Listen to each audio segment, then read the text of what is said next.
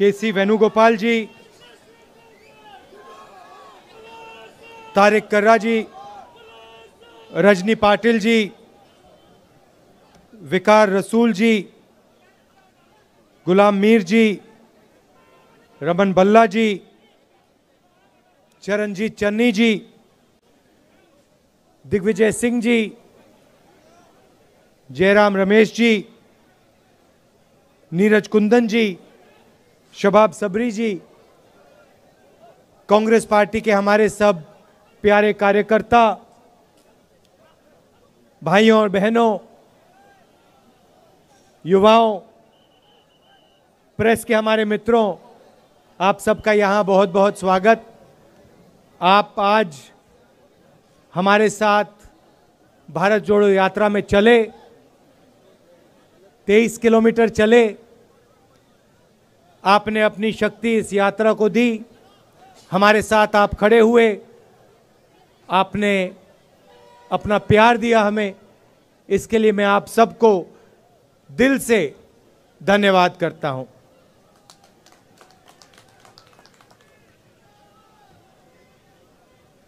ये यात्रा 4 महीने पहले हमने कन्याकुमारी में शुरू की थी।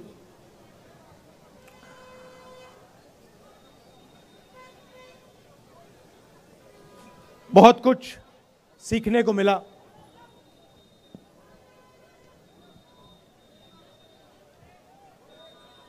हम काफी यात्री हैं, उनमें से शायद कोई भी ये ना कह पाए शुरुआत में कि हमें इतना हिंदुस्तान की जनता से सीखने को मिलेगा। हर प्रदेश ने कुछ ना कुछ नया सिखाया। किसानों ने, मजदूरों ने, छोटे व्यापारियों ने, माताओं बहनों ने, बच्चों ने अपनी दिल की बात रखी, अपना दर्द रखा। किसानों ने हमें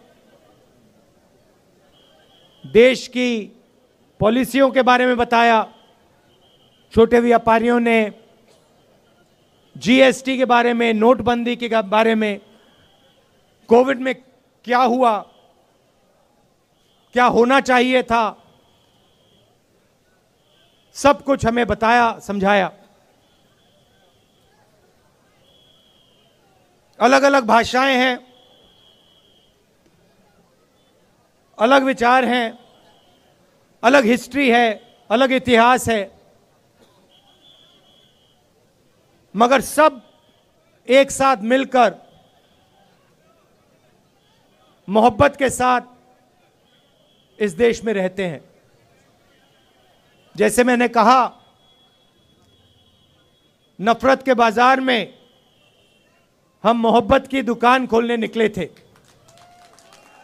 और देखने को मिला कि लाखों करोड़ों लोगों ने इस देश में मोहब्बत की दुकानें खोली हैं। हर प्रदेश में, सड़कों पे, बारिश में, गर्मी में, सर्दी में हमें यह देखने को मिला। देश के सामने कठिनाई जरूर है।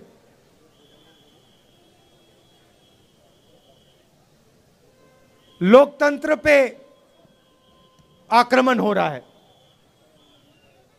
उस बात को आप सबसे बेहतर समझते हो। यात्रा से पहले हमने पार्लियामेंट में मुद्दे उठाने की कोशिश की। लोकसभा में, राज्यसभा में हमने भाषण देने की कोशिश की।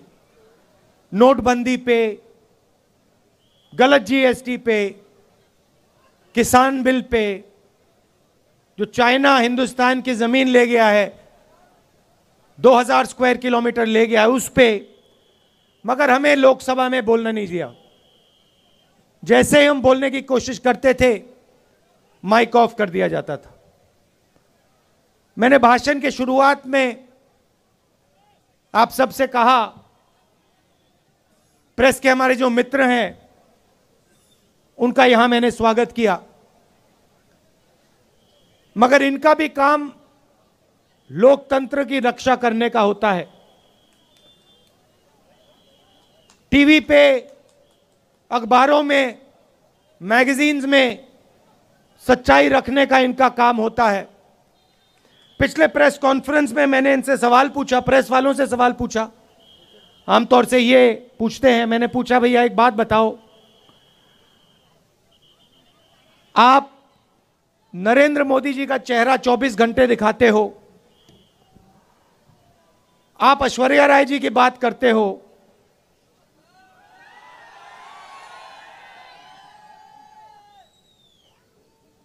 अक्षय कुमार की बात रखते हो, आप महंगाई की बात क्यों नहीं रखते हो? आप बेरोजगारी की बात क्यों नहीं रखते हो?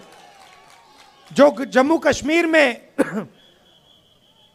गरीब लोगों से उनकी जमीन जो छीनी जा रही है, वो हमें मीडिया में क्यों नहीं दिखाई देता?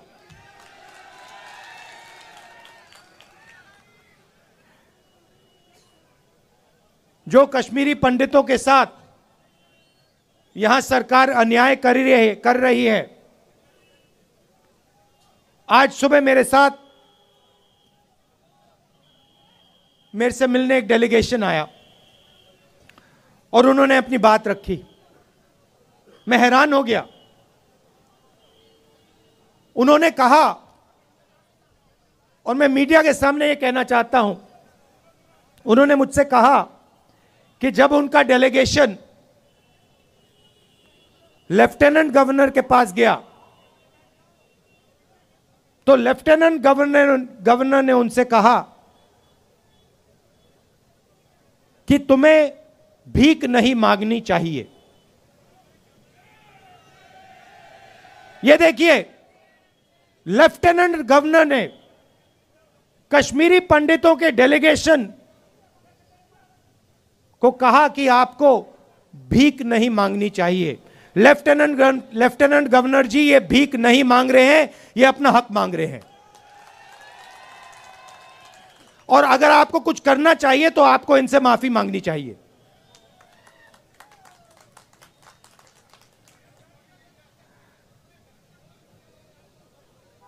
यहां पे जम्मू कश्मीर में मैं आया, अभी जम्मू में चल रहा हूं, और यहां पे आपके लोग मुझसे मिल रहे हैं।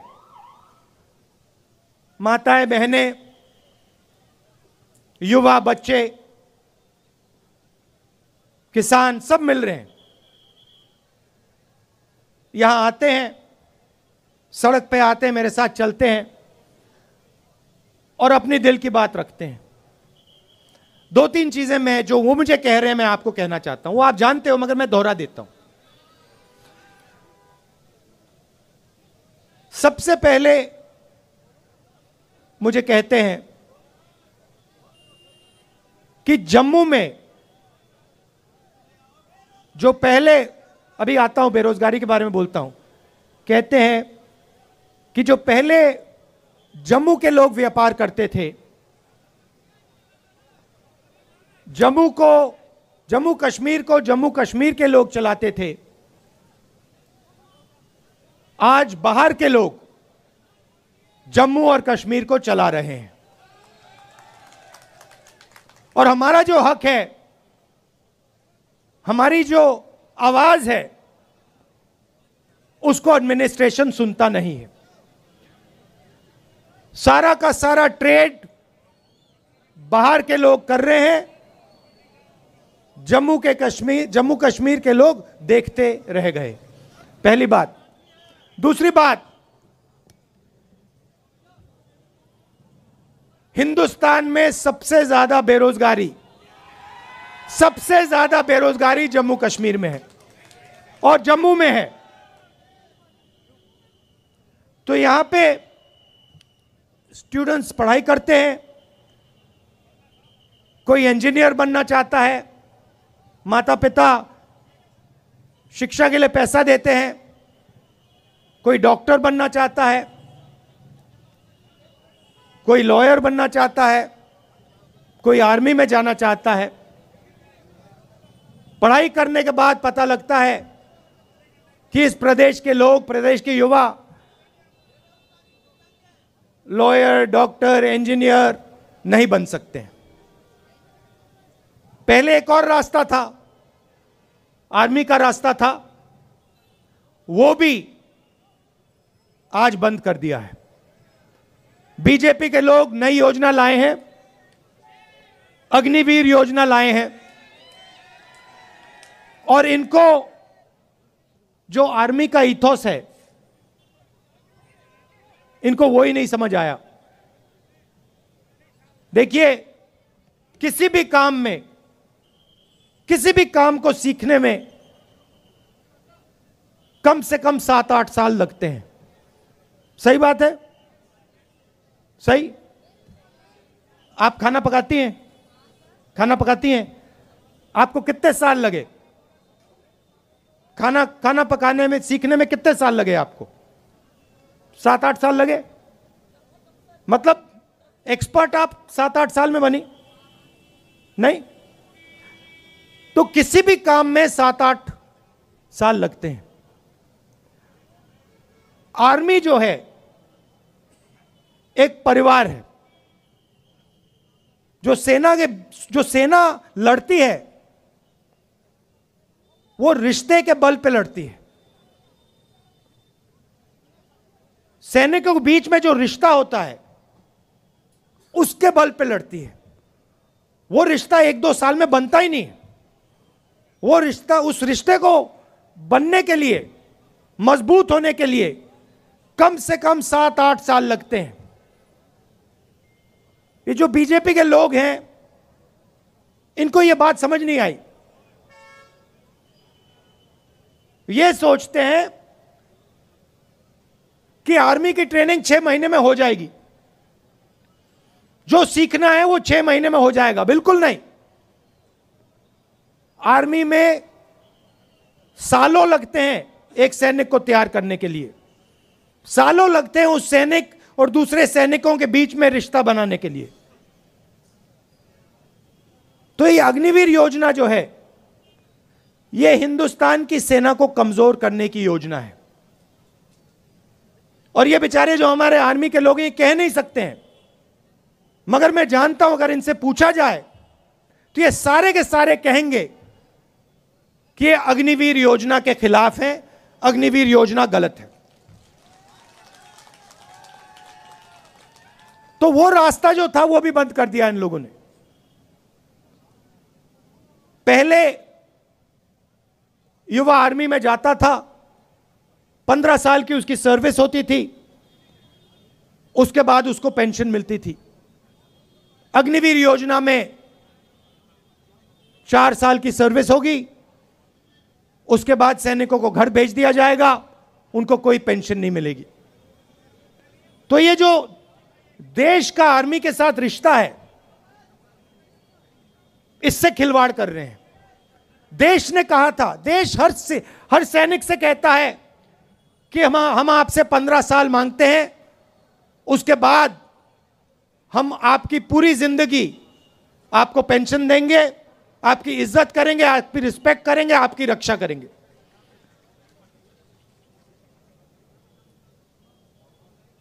तो ये अग्निवीर योजना जो पहले युवाओं के लिए एक रास्ता था, ये भी इन्होंने बंद कर दिया। बेरोजगारी क्यों आ रही है?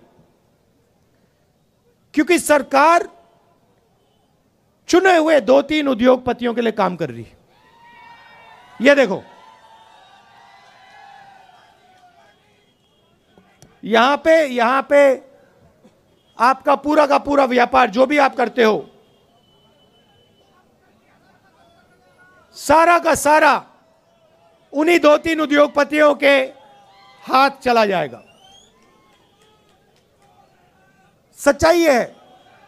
और नरेंद्र मोदी जी ने आपसे कहा, आपसे कहा था कि देखिए, नोटबंदी काले धन के खिलाफ योजना है।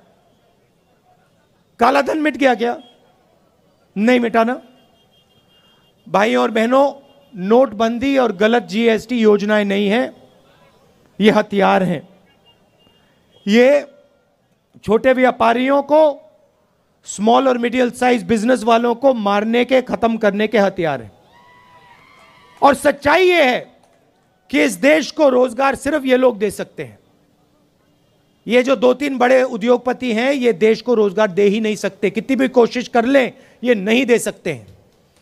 तो इन्होंने क्या किया, नरेंद्र मोदी जी और बीजेपी ने क्या किया, जो हिंदुस्तान की रीढ़ की हड्डी है, जो रोजगार देने वाली रीढ़ की हड्डी है, छोटे व्यापारी, स्मॉल और मीडियम बिजनेस, इस रीढ़ की हड्डी को इन्होंने तोड़ दिया है। इसीलिए आज पूरे देश में, सिर्फ जम्मू कश्मीर में नहीं, पूरे देश में बेरोजगारी फैल रही है। आप दूसरा सवाल पूछोगे, महंगाई इतनी क्यों बढ़ रही है? वही कारण है। पूरा का पूरा धन हिंदुस्तान का 2-3 उद्योगपतियों के जेब में जा रहा है। पहले पेट्रोल का दाम क्या होता था? आज कितना है? 100 रुपए। तो जब आपके जेब में से जो 50 रुपए निकल रहे हैं, वो कहां जा रहे हैं? हवा में तो गायब नहीं हो रहे, कहीं ना कहीं तो जा रहे होंगे। क्या वो छोटे व्यापारियों की जेब में जा रहे हैं? नहीं। किसानों की जेब में जा रहे हैं क्या? नहीं। बेरोजगार युवाओं की जेब में जा रहे हैं क्या? नहीं। ये गैस सिलेंडर के दाम बढ़ रहे हैं, उसका पैसा कहां जा रहा है? वो भी 3-4 लोगों के पास।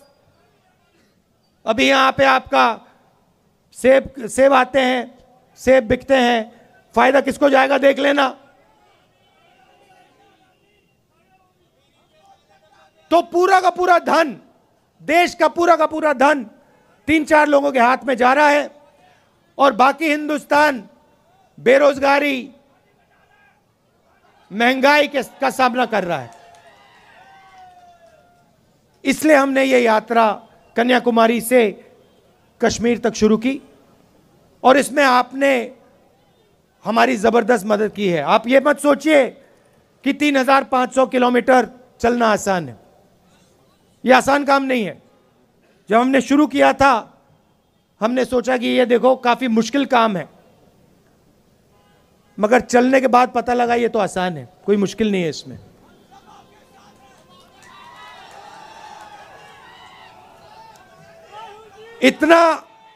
इतनी मदद आपने की हमारी, मैं आपको बता रहा हूं।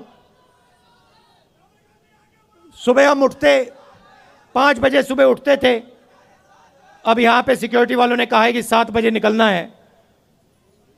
मैं चाहता था 6 बजे निकल जाना चाहिए, मगर इन्होंने कहा नहीं 7 बजे निकलेंगे, चिट्ठी लिख दी, तो मैंने एक्सेप्ट कर ली बात।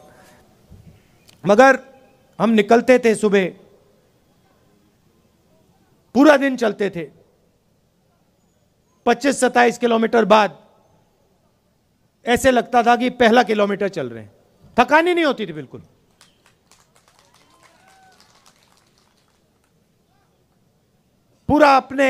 पूरी मदद की, पूरी शक्ति डाली, प्यार दिया यात्रा को।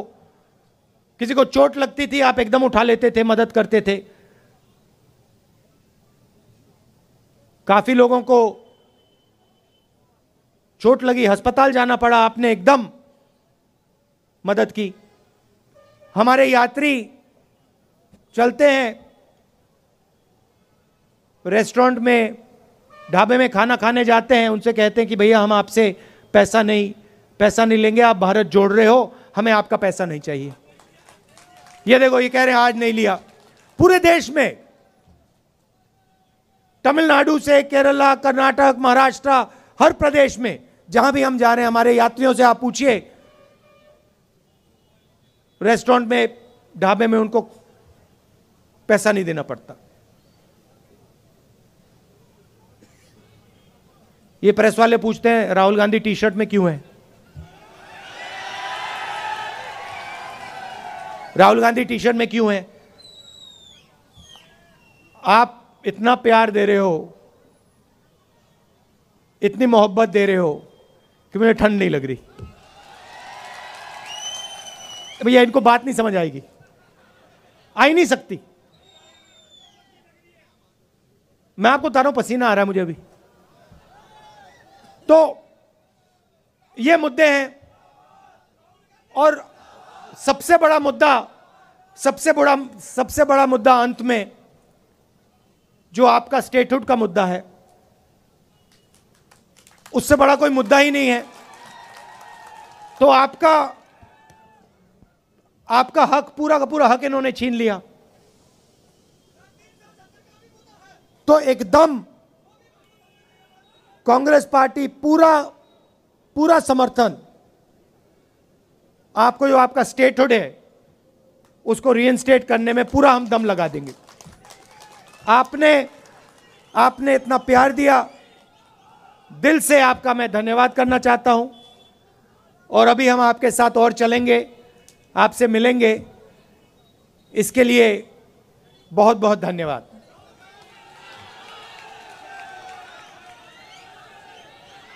अच्छा, अंत में ताराचंद जी, पीरजादा जी, मुल्ला राम जी और जो एनसी से, नेशनल कॉन्फ्रेंस से यहां लीडर्स आए हैं, उनका भी मैं स्वागत करता हूं। धन्यवाद। जय हिंद।